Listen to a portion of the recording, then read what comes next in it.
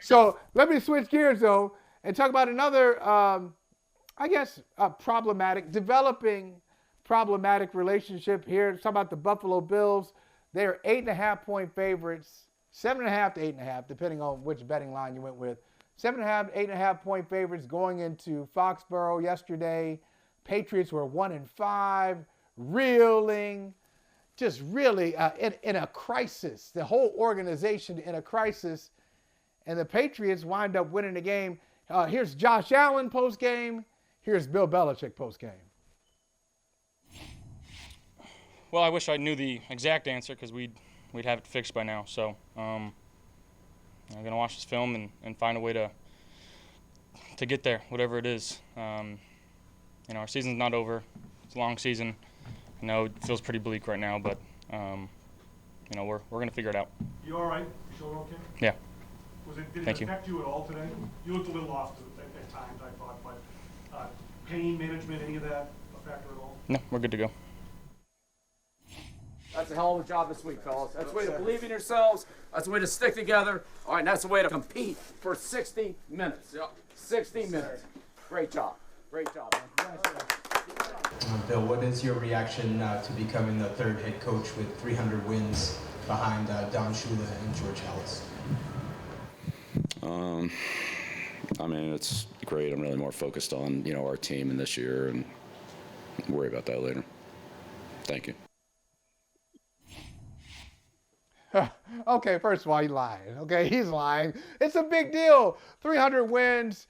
He's only Absolutely. 3 guys in NFL history to do that. It's an incredible accomplishment. And it's okay to just open up about that for a little bit, because a lot of us, this is the only time in our lifetimes that we're going to see a coach with 300 wins. For some, Yep. You don't know. Like there's some kids out there who, like George Halas, who's he? What? They weren't around for Halas. Shula retired or was forced to retire, 1995, 1996? That was like 27 years ago. If my math is right. So, or longer, whatever. 27 years ago, somewhere in there.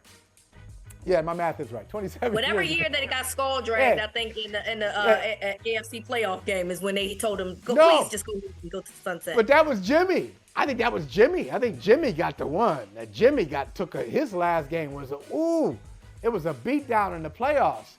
Jimmy Johnson with the Dolphins. But okay. My bad. Wrong So beat for down. Bill Belichick, I know you. Everybody else just want to crush the Dolphins today. Everybody want to crush the Dolphins historically and currently. So yeah, props to Belichick. He got a new contract too. We learned yesterday before the game. I think he put that out there just to tell his players. I think he leaked that, let his players know, no, I'm not going anywhere. Focus on this season. Stop thinking that you're gonna have me get out of the way to bail you out. Nope, I'm gonna be here. I'm gonna hold you accountable. But the larger picture for Buffalo is you've won 6 of the last 7 against the Patriots. They haven't found a way to stop Josh Allen. They haven't found a way to stop Stephon Diggs. They did both yesterday at critical times.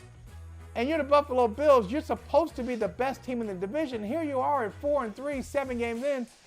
Reeta, are you at all worried about the Bills, who I think are a fantastic team, that they just haven't played that way consistently this year? I feel like that's been the case for them for a couple of years now. I mean, and that's probably something people will argue with me about, and that's fine. But it does feel like that this has been who they've been for the last 2 years. And look, admittedly so, right?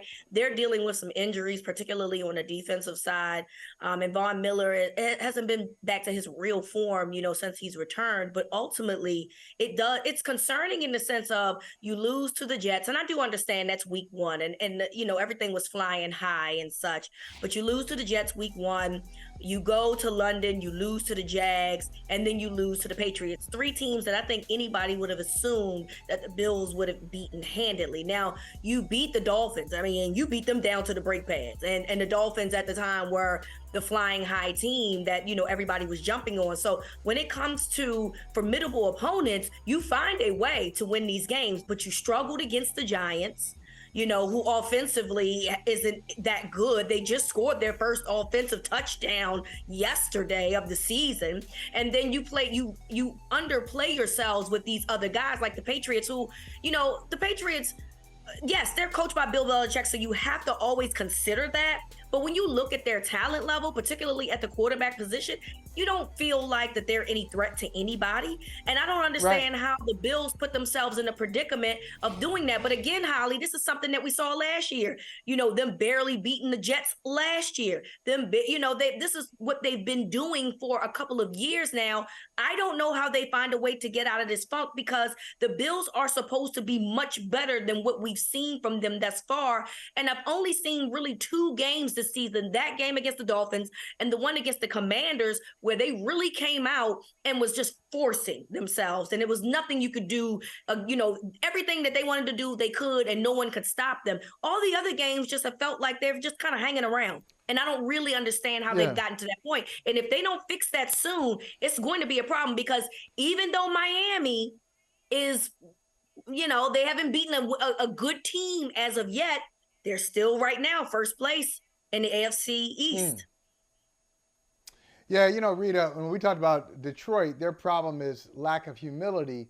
It's not that Buffalo lacks humility. Buffalo is a little insecure, a little defensive about something that has come up over the years. Now, we know they went to 4 straight Super Bowls in the 1990s, 4 straight Super Bowls. 4 straight, they lost 4 straight. So, got a little chip on the shoulder. We went to the Super Bowl. Give us our respect. Yeah, we lost them.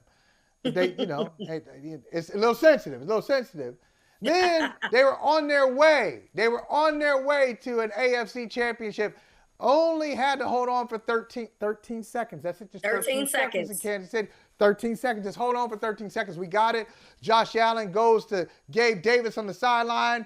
Say, hey, that's the way to step up to get us to the AFC championship game. Hold on. Not quite. They didn't get there. Last year in Buffalo, which I don't know if you've ever been to Buffalo, it's miserable. Like weather-wise, it's miserable. And it snowed that day too, correct? Yeah, that Western New York in January. So you're in Buffalo, you're the Buffalo Bills, you're at home, it's snowing. You should have the home field advantage. No, Cincinnati comes in, they act like they live in Buffalo. They push you around, get you out the way. And so they're sensitive. That's why, last point I'll make here, that's why when Liv Moods comes up at you and says, I'm coming for your neck. Shout out to Liv too, because she's 10 toes down what she said about Josh Allen. She got a lot of flack earlier this week because she said she didn't think that the Bills were what y'all thought that they were, and she caught hell from Bills Mafia. And now, who's laughing now? She said what she said, and she said it, and they lost. So y'all just fight. Y'all some fighters. Y'all some. Bring that first. I want that first tweet back. Where's that first one? I just love it. I saw this yesterday. I'm coming for your necks. That's right. What's wrong with her? Nothing. What's not wrong a thing. With Liv? Not a thing. She had receipts. She had people. She had screenshot some people, and she posted them on the timeline. Shout out to her. I love somebody that can pull some receipts, and so she deserved to have a day. Liv, I hope you had a great day yesterday. Hey, thank you for watching Brother from Another. If you haven't hit that subscribe button, go ahead and do that now. Don't forget, you can catch us 3 to 4 weekdays on PeacockTV.com and on Sirius XM Channel 85.